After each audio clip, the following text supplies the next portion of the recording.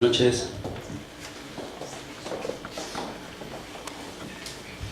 Bienvenidos a todos.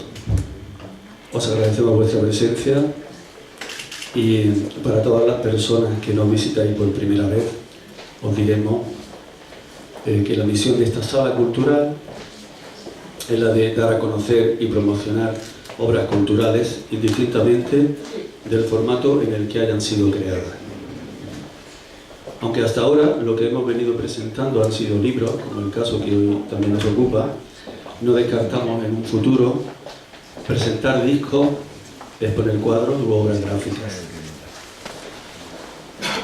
El equipo que dirige este proyecto está formado por Francisco Martínez Pacurri, que hoy no ha podido estar con nosotros, el director de la sala, se encuentra ausente por causas familiares, Antonio Arenas, técnico de imagen y sonido, encargado de plasmar las noticias en prensa, internet y redes sociales, y director además del blog de Nueva Gala. Bernardino Martínez y este que os habla, Ginés López, como copropietarios y responsables de todo el conjunto de Nueva Gala. Nuestro deseo es seguir creciendo y haciendo posible que este espacio pueda ser un referente cultural para nuestra ciudad. Por eso os pedimos que vengáis a nuestros actos, disfrutéis con nosotros y nos aconsejéis sobre cómo podéis ir mejorando en este proyecto. Dicho esto, me gustaría presentar a los autores que hoy nos visitan para hablarnos de este originalísimo libro, Querencias. Vamos a ver.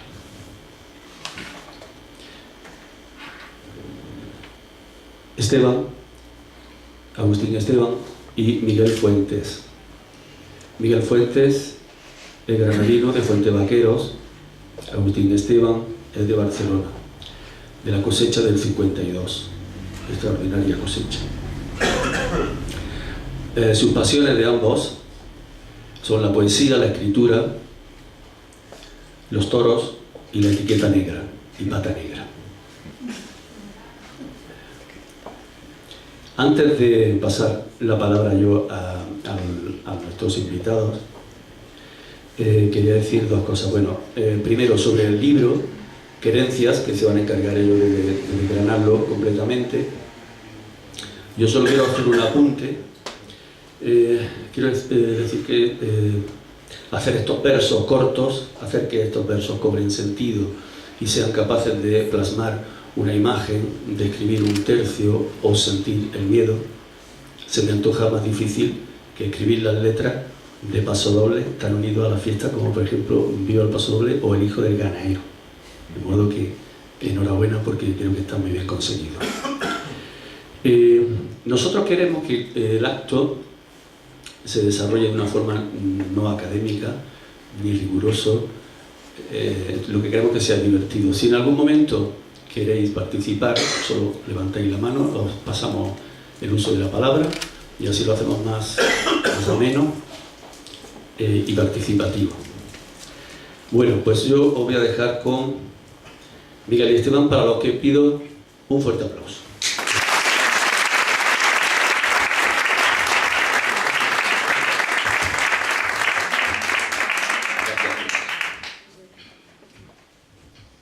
Parece ser que me toca a mí abrir el acto. En términos taurinos, despejo y paseo. Buenas tardes a todos, aunque ya nocturné un poco. Buenas tardes y muchas gracias por haber venido. Fundamentalmente por haber venido a un acto tan aburrido como es la presentación de un libro. O sea que eso hay que decirlo. Esto es una cosa aburrida, si entre todos no intentamos hacerlo un poco más ameno. Luego, espero, por favor, vuestra participación. Nosotros haremos lo que podamos por nuestra parte, pero esto es una dinámica, si no, esto no chuta. Inicialmente, obviamente, hay que hacer algún agradecimiento como corresponde, y lo que no se puede pasar por alto es el hecho de agradecer a Nueva Gala esta cesión, esta magnífica cesión de este sitio para que se haya podido realizar este acto. Yo estoy encantado, realmente, sorprendido y contento, ¿no? Realmente por esta cuestión. Ginés pedía un aplauso para nosotros, Yo pediría un aplauso para él por estos gestos. Por favor.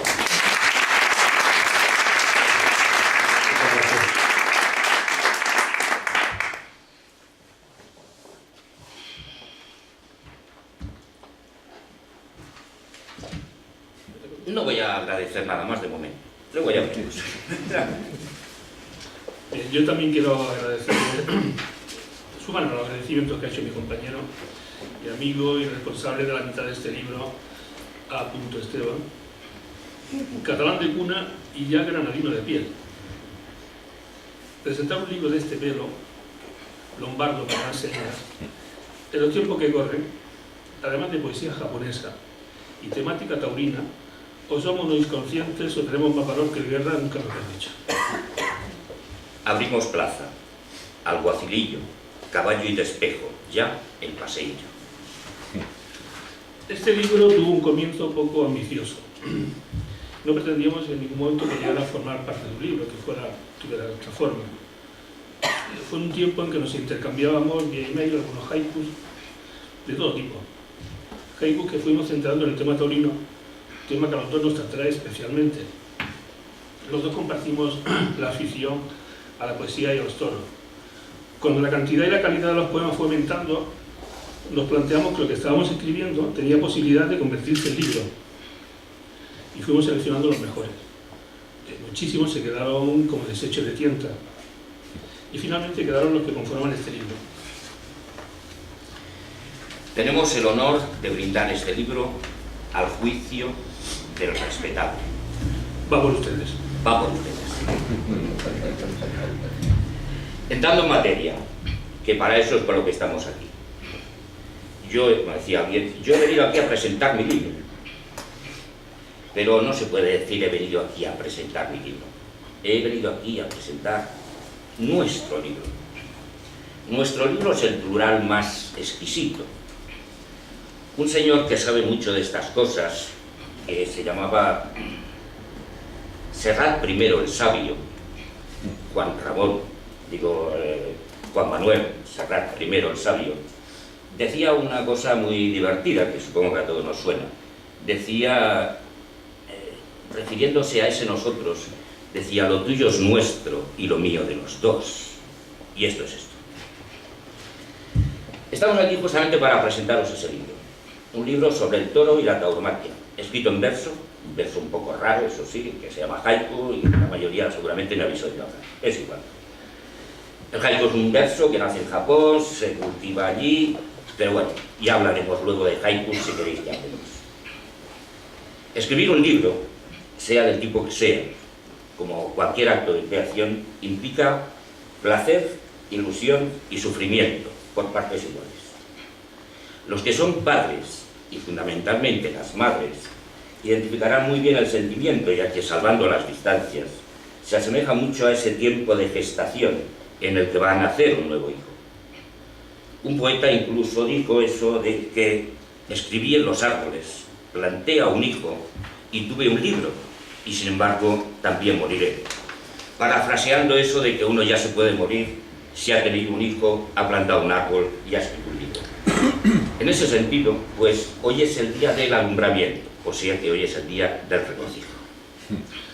Hemos gestado un libro con ilusión, con dolor y con sudor, buscando, como decía alguien, ese maldito adjetivo, traspasando la realidad para, con la metáfora jamás inventada, penetrar el tiempo y convertir el instante en eterno.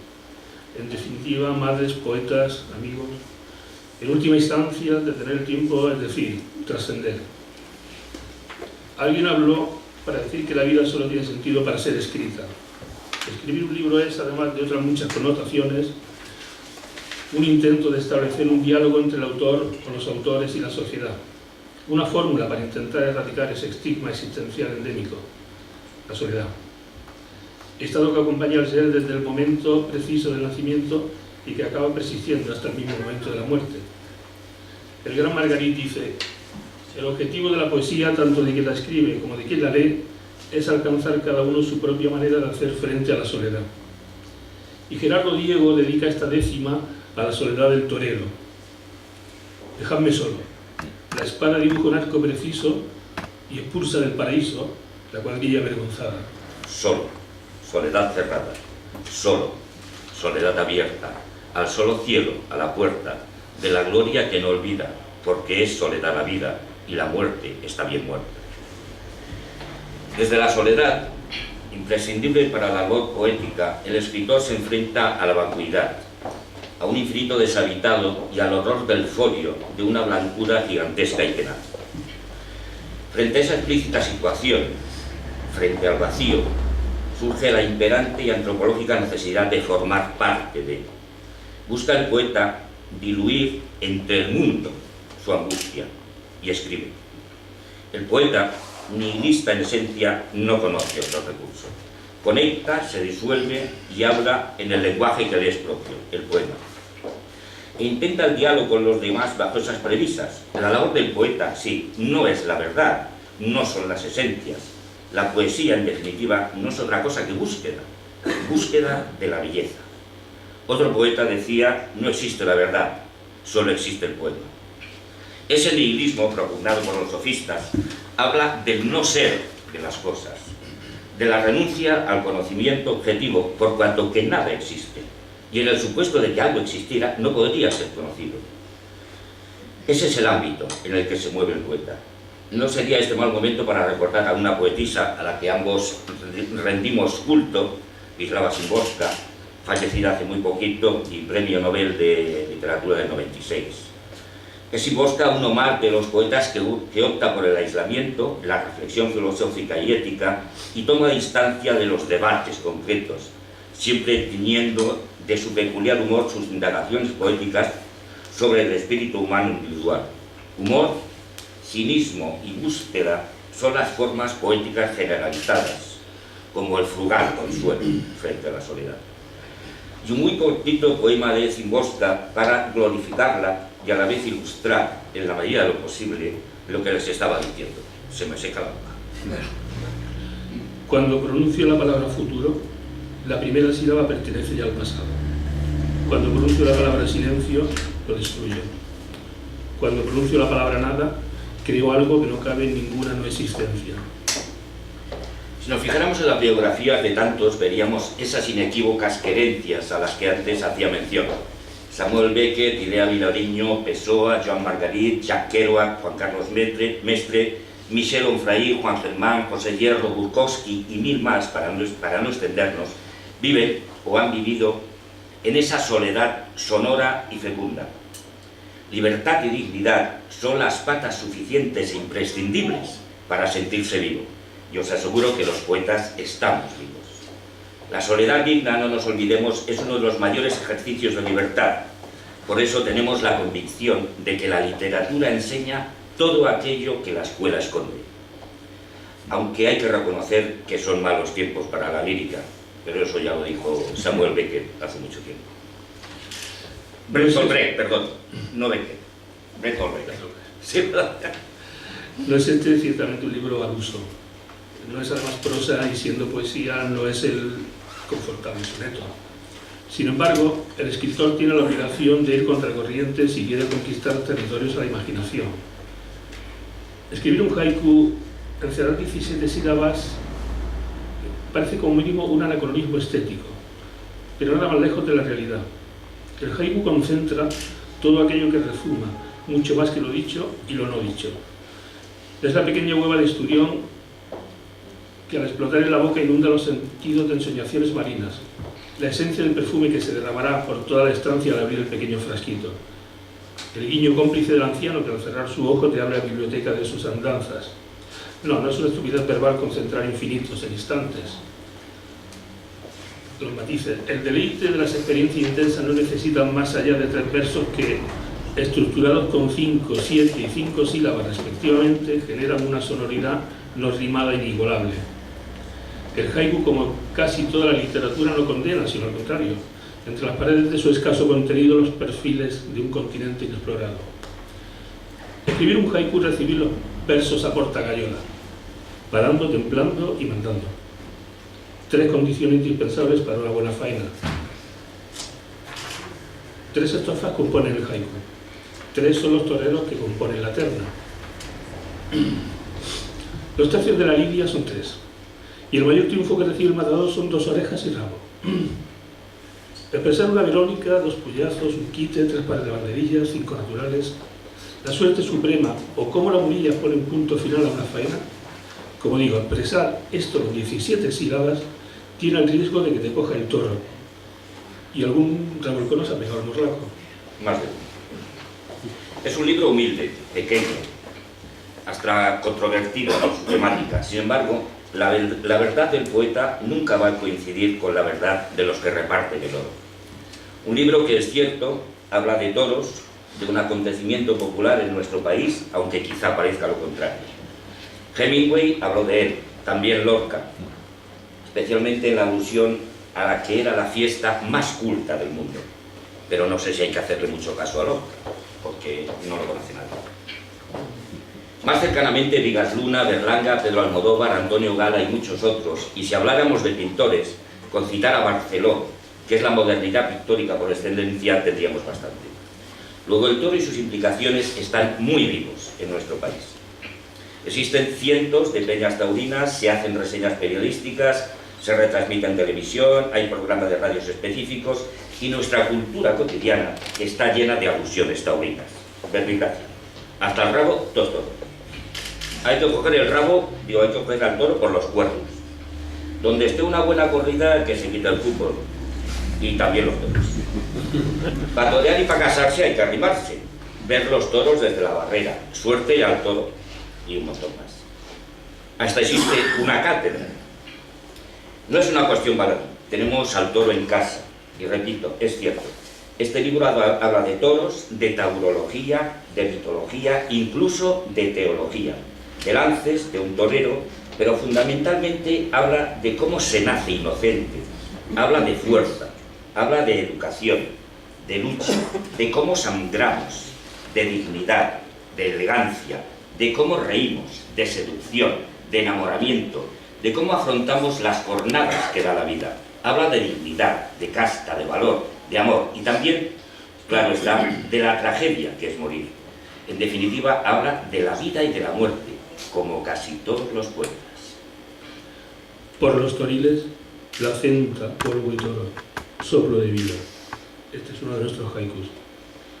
Quisiera ahora hablarles del libro en sí mismo, de las partes que lo componen, de su estructura. La portada. La portada la hemos cuidado hasta el más mínimo detalle. Buscábamos una imagen que fuera una metáfora de lo que es el contenido del libro. Hemos hecho unos 50 o 60 portadas, o quizá más, hasta que decimos finalmente que esta es la que más se acerca a nuestra idea. La pluma estoque simboliza el arte de torear y de escribir, al torero y al escritor. El fondo del libro escrito es el coso donde transcurre la lidia, la fiesta y la tragedia. Y todo lo que en este coso queda grabado, escrito indeleble.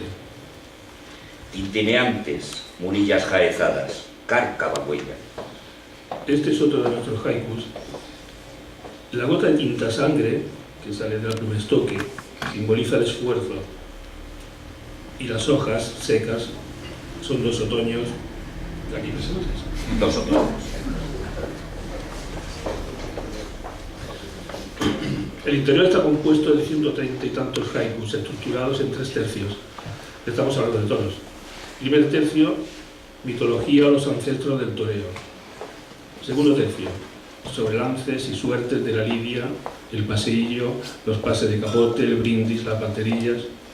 Y un tercer tercio dedicado a José Tomás, maestro y figura del toreo, que tiene una visión de nacer en la plaza muy personal y que simboliza lo que entendemos como pundonor y vergüenza torera. Dice José Tomás: yo tengo todas las ventajas ante el toro. Soy más inteligente, tengo un arma y me engaño. Solo tengo un condicionante. Y es que no debo moverme. Por lo tanto, yo no me muevo. La contraportada es una chaquetilla de torero de espaldas, porque terminada la faena, el diestro se retira con los triunfos o fracasos cosechados en la brega. Para estos autores, ya alcanzados por el tiempo, no habrá vida en la literatura, probablemente, pero sí siempre literatura en sus vidas. Veamos. Atención, por favor. Follner, bebía bastante. Premio Nobel del 49. Capote, muy jaranero, drogadicto y mariconzón. un genio. Hemingway, vamos de mal izquierda, le daba al trinque republicano y ateo, coño, premio Nobel del 54. André Gide, los escritores no tienen desperdicio, comunista, tuvo una hija, se lió con Oscar Wilde, era un cuerpista, en fin, premio Nobel del 47. Eliot, T.S. Eliot, contrahecho, tuberculoso, fumador y bebedor empedernido, en fin, premio Nobel del 48. Pablo Neruda, varias mujeres, un montón de amantes, no le gustaba navegar, pero delante de su casa tenía una barca en el jardín y se metía con sus amigotes a beber en la barca en el jardín. Después de beber salía tambaleándose y decía que los vaivenes eran de la tormenta. Premio Nobel del 71. Y si sigo así, nos saldrá el sol. Todo esto nada más y como colofón es simplemente para deciros que a los escritores nos gusta beber. Y por eso os invitamos a unas cañitas. Muchas gracias.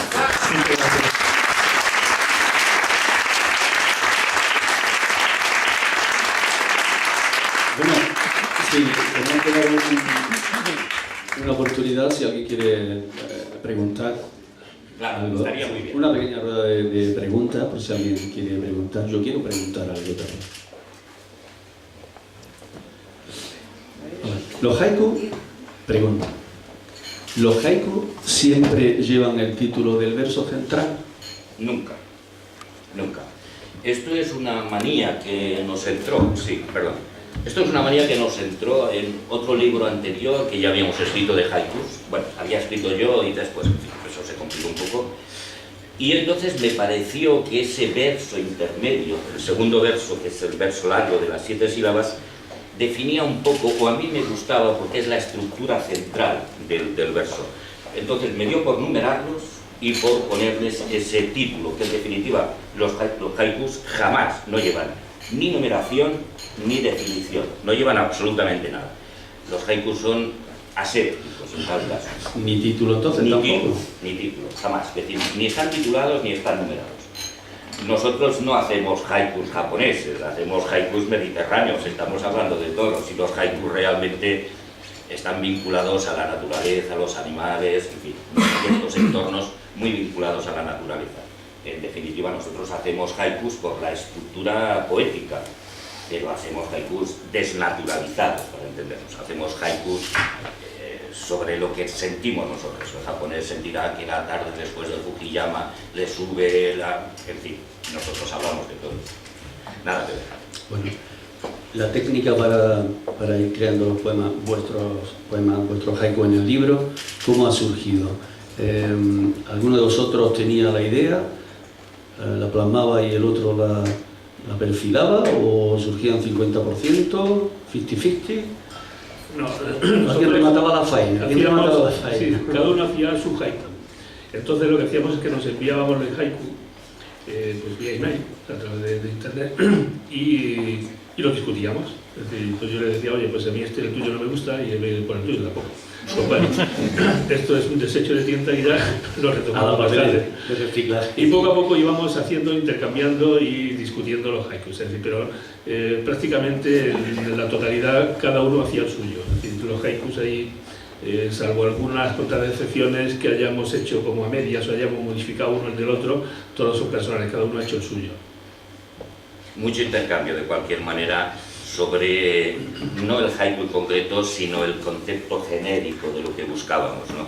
Y ahí sí que ha habido muchísimo intercambio, muchísima dialéctica, muchísima conversación, pero más que por la propia definición del haiku, sobre el trasfondo, sobre qué tenían que ser fundamentalmente dignos, porque el toreo nos interesa y la poesía también, entonces tenían que tener un grado de dignidad que para nosotros era la premisa insalvable.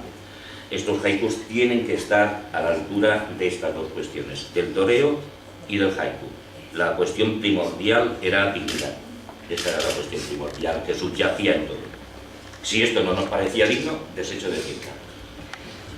Hay uno que a mí me ha gustado especialmente por su símil con el mar, que se titula, bueno, Vela blanca, muleta, como tú lo titulas, con el verso central. Eolo embiste, vela blanca, muleta, azul albero. Bueno, esta metáfora es, evidentemente, es un haiku marino que yo le dediqué especialmente a Esteban porque él es marino, lleva barquitos y eso. ¿Le gusta el mar? Por el mar, sí. Y entonces hice esta metáfora comparando la vela del barco con la muleta del torero y Eolo, el viento, que es el toro que empuja. Y es uno que le dediqué especialmente a este. Muy bien. ¿Alguien le apetece preguntar algo? Sí, ya por allí, por allí. Yo, si me permiten, más que preguntar, quiero compartir con ustedes una breve reflexión sobre la obra, sobre Carencias. Yo no sé, me llamo Ramón Niño, yo no sé muy poco de poesía, no sé nada de haiku. Los conocí el otro día por Agustín y por Miguel a través de mi amigo Rafael, pero sí que sé algo de toros. Amo la fiesta de toros, hasta tal punto que estoy seguro que mi vida no sería la misma si yo no disfrutara de esa pasión por la fiesta. Y estoy aquí, aún con mi desconocimiento de la poesía y del haiku en concreto, para alegrarme y solazarme con los autores de que la fiesta que yo amo siga siendo capaz de inspirar, en este caso a ellos dos, como a lo largo de toda la historia, a tantos poetas, a tantos artistas, como todos conocemos, ¿no?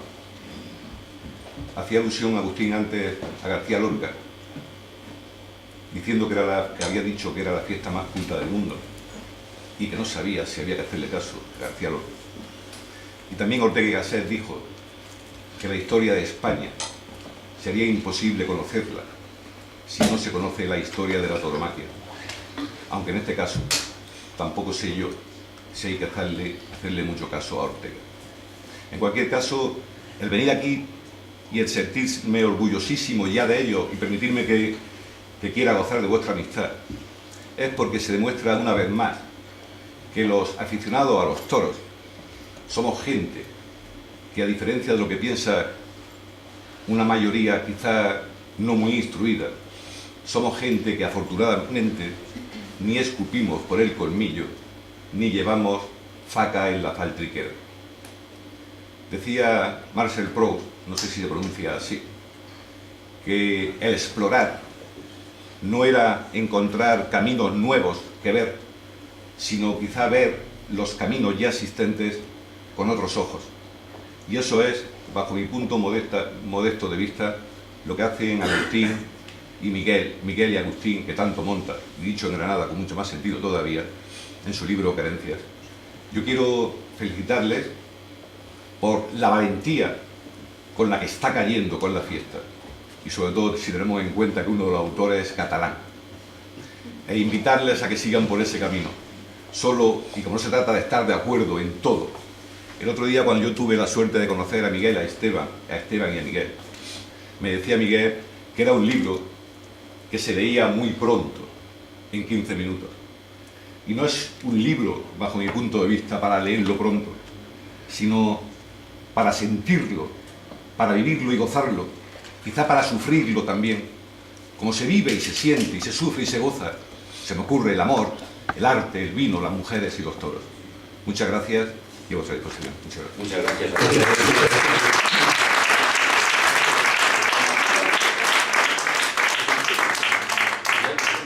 Yo quería hacerte un matiz, desde luego, Ramón, que entiendo que se ha entendido así, pero lo de Lorca era del mayor cinismo del mundo, vaya, eso era una obviedad flagrante, ¿no?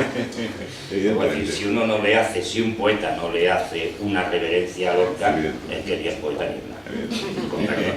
Luego eso era con el mayor recachondeo del mundo. ¿Alguien más quería? Merche, que estaba por ahí. Sí. Merche. Antes de... Bueno, primero quería empezar diciendo que enhorabuena por la faena, maestros, y a los de la plaza, por la plaza. Antes tú, Esteban, hablabas de la sonoridad de los haikus. Yo cuando he leído algún haiku, me ha venido a la mente la imagen más que la sonoridad. Bueno, sería por el haiku que leyera. Cuando os debatíais entre vosotros los haikus, ¿se reescriben mucho? ¿O una vez veis la imagen y escucháis el sonido, es lo que queda? Entonces, ¿es bueno o es malo? ¿Va deshecho o no? O sea, yo conozco poetas que a lo mejor pueden estar escribiendo y reescribiendo un poema, o sea, que se pasan meses, ¿no? El haiku, que tiene esa sonoridad y esa imagen tan rápida, ¿es algo que se plasma y ya está o se retoca? No, se retoca muchísimo. Quien diga lo contrario miente como un bellaco. Si para un haiku, nosotros hemos estado, para un haiku, 17 sílabas, hemos estado discutiendo una semana, con unos mails escritos que ocupaban un folio, hablando de un haiku. Hemos estado discutiendo, aquí hay una persona que lo sabe muy bien, que es la mujer de Miguel, que es Ana, y esto era diario, vaya, diariamente nos escribíamos un folio, y a lo mejor estábamos discutiendo una palabra, la situación de una palabra en ese haiku, en la posición, la connotación. No, se reescriben muchísimo, muchísimo. Y la siguiente, si tuvierais tiempo, perdona Miguel, que te he cortado. No, sí, sí. Si tuvierais tiempo, ¿podríais trabajar y resumir lo mejor de esos mails y hacernoslos llegar a los amigos? Porque con eso, además pagaría el dinero yo. Sería otro libro más gordo que este, mucho más gordo. Hay muchos.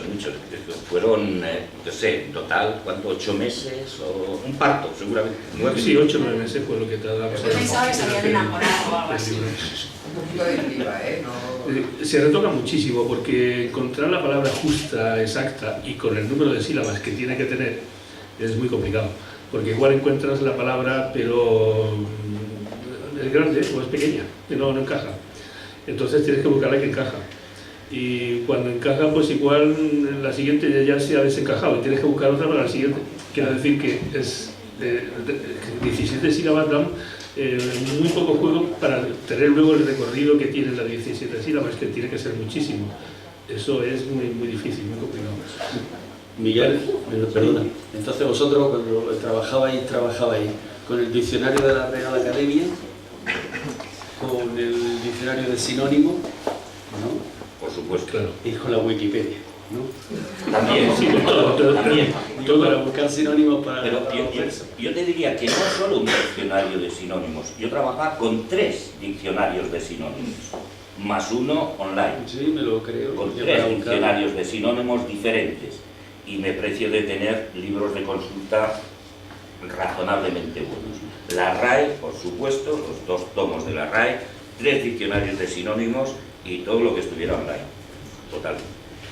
Totalmente.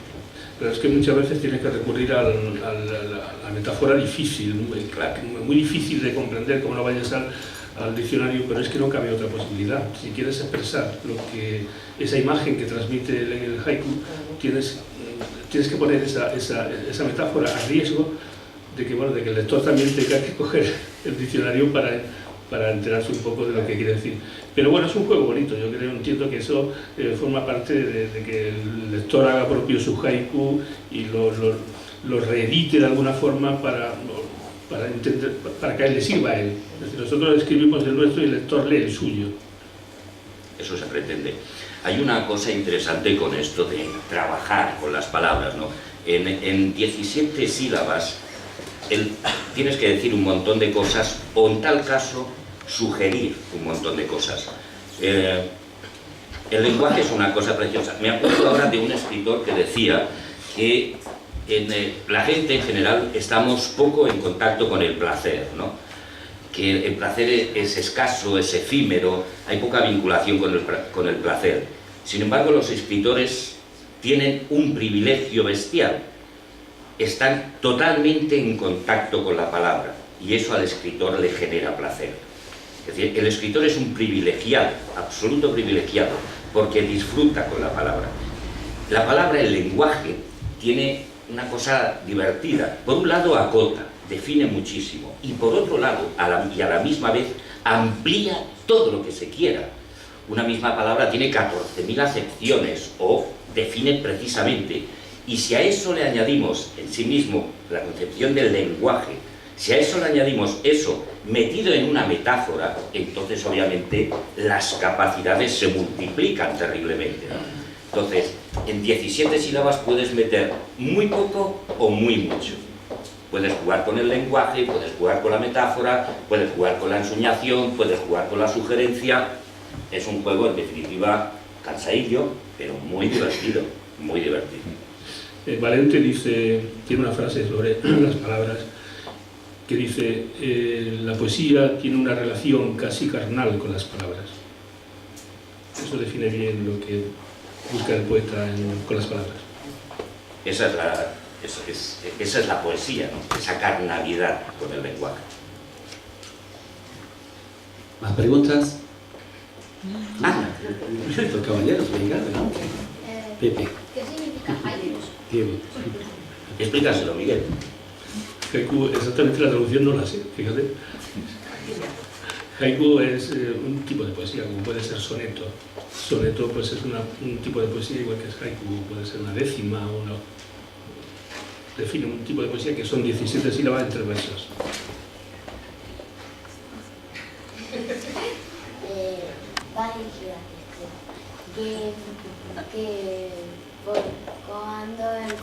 ¿Por qué empezaste a escribir? ¿Cuándo? ¿Por qué? Te lo explico. Imagínate finales de diciembre. Un domingo de finales de diciembre. Yo tengo 8 años. Y en ese domingo de finales de diciembre, vamos a hacerlo un poco literario, entonces pongamos que es el Día de los Inocentes, por ejemplo. Y entonces mis padres se habían ido al cine. Yo jugaba con mi vecina, vamos a llamarle Carmencita, pues yo jugaba con Carmencita a papás y a mamás. Y entonces jugábamos a papás y a mamás de la siguiente manera.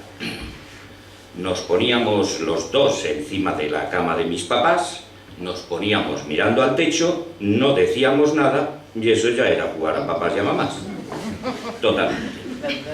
Entonces, el 28 de diciembre, hemos puesto esa fecha, en el armario ropero que tenían mis padres al pie de la cama, había unos bultos tapados por una manta.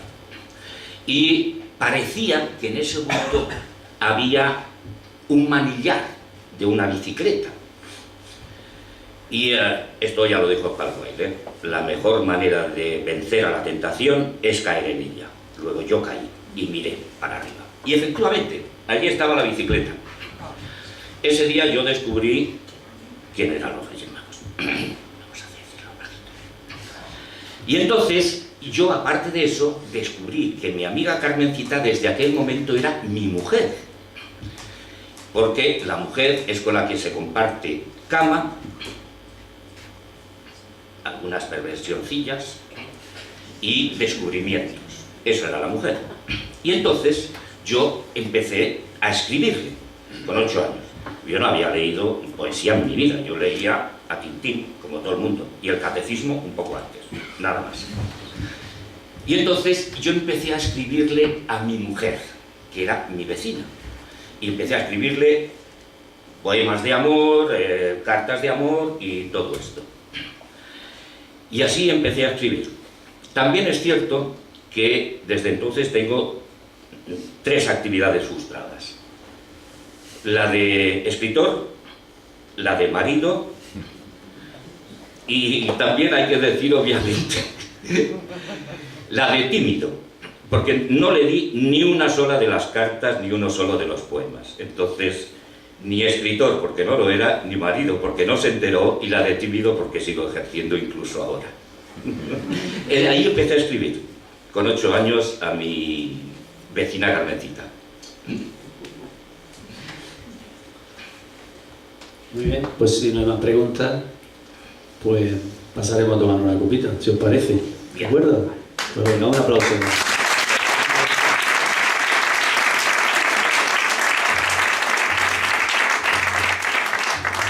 Una cosa más quería decir, por favor. Si alguien tiene el irrefrenable deseo de tener el libro, estos señores lo venden, ¿eh? Lo venden aquí. Con mucho gusto, de verdad.